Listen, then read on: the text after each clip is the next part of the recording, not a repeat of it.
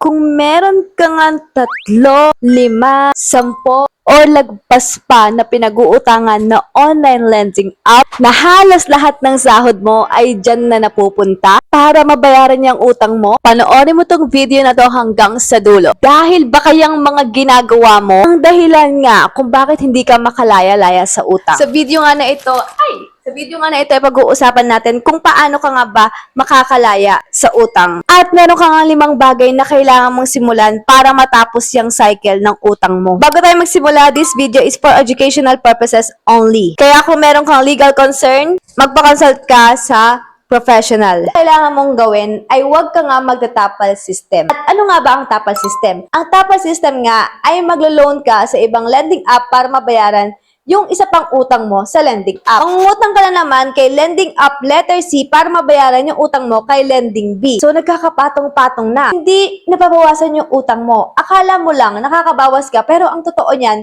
meron kang ng mga interest sa iba, dumadami yung due dates mo, o niyan, nalulubog ka lang talaga lalo sa utang. Nililipat mo lang yung utang mo sa iba pang lending app. At ang worst doon, patuloy na lumalaki yung interest, hindi lang sa isang lending app, kundi sa lahat ng inutangan mo. Mas magandang itigil mo na yan kaysa nga paulit-ulit kang mangutang. Tandaan mo, hindi po solusyon ang panibagong utang para lang mabayaran yung mga una mong nautang. Pag hindi mo to napigilan, sigurado ko na yung sahod mo ay mapupunta lahat sa pinagkakautangan mo. At syempre, wala lang ang matitira para sa sarili mo. Kaya kung ginagawa mo to hanggang ngayon, tigil mo na bago pa mahuli ang lahat. Number 2, gumawa ka nga ng budget system. Isulat mo kung magkano ba talaga yung total na nautang mo, yung mga due dates, at yung mga interest. Pagkatapos doon, unahin mong bayaran yung pinakamataas sa interest o ang pinakamaliit na balance mo para unti-unti ngang magkaroon ng progress yung utang mo. Huwag na huwag ka manghuhula. Mas maganda talagang isusulat mo para yung budget mo, ma-monitor mo, at maging kontrolado ka sa pera mo. Pangatlo, kailangan mo ng dagdag kita.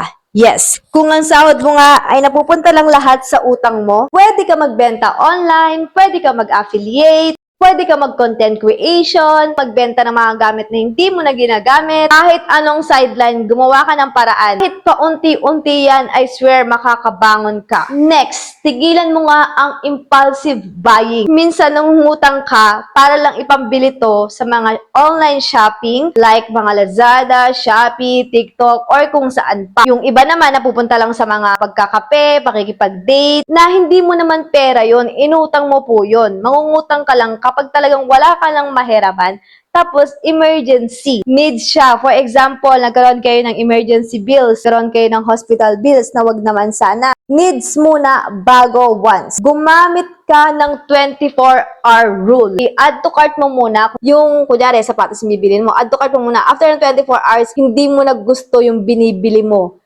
Alam nyo ba dati, pero ito, hindi ko ginagamit sa online loan app to. Ginagamit ko po yung sahod ko sa pagbibili ng mga sapatos, ng mga damit, kasi yun po yung hilig ko. Tapos sabi ko nga, ang dami-dami ko ng sapatos, ang dami-dami ko ng damit, hindi ko na nasusuot.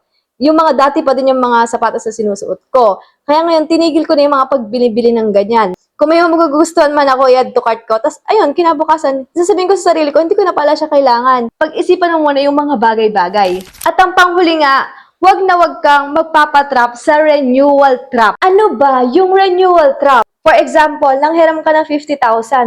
Tapos nabayaran mo lahat yon. Ang ending niyan, bibigyan ka ng loan up ng 100,000 na offer. Ang akala mo, ano yun, reward yun. Pero ang totoo guys, utang pa din yun na kailangan mong bayaran. So, akala mo, porque nabayaran mo na lahat, utangin mo na yan yung 100,000. Ang ending nun, magagastos mo lahat yun kasi akala mo libre lang. Pero ang totoo yan, babayaran mo siya monthly na may interest. So, iwasan nyo po magpatrap sa mga lending app na ganyan. Alam nyo, kung gusto nyo talaga magkaroon ng loan app, mag-stay lang kayo sa iisang active. Huwag na kayong magdagdag pa ng kung ano-ano. Yun talaga yung pinakamapanganib lahat. Kaya hindi ka nawawala sa utang. Kasi akala mo, pag nabayaran mo na, mag-offer na naman na mas malaki, utang ka na naman, gano'n na naman ulit yung cycle, malakihan na naman nila yung offer nila sa'yo, then utang ng utang ng utang ng utang, hanggang sa hindi na po napuputol. Tandaan mo, ikaw pa rin yung may control ng desisyon mo. Nasa sayo yan. Simulan mo sa pagtitipid, simulan mo sa paunti-unting pagbabayad. Tamang desisyon araw-araw I swear, unti-unting mawawala yung utang mo. At yun lang, kung gusto mo pa ng mga ganitong practical tips, financial freedom, kung meron kang katanungan sa vlog na to, or kung may experience ka na hindi ka na makalaya-laya sa online lending app, i-comment mo dyan sa baba at pag-usapan natin. Don't forget to hit like, comment, share, and subscribe kung meron kayong kahit pa paano natutunan sa akin. Bye! God bless!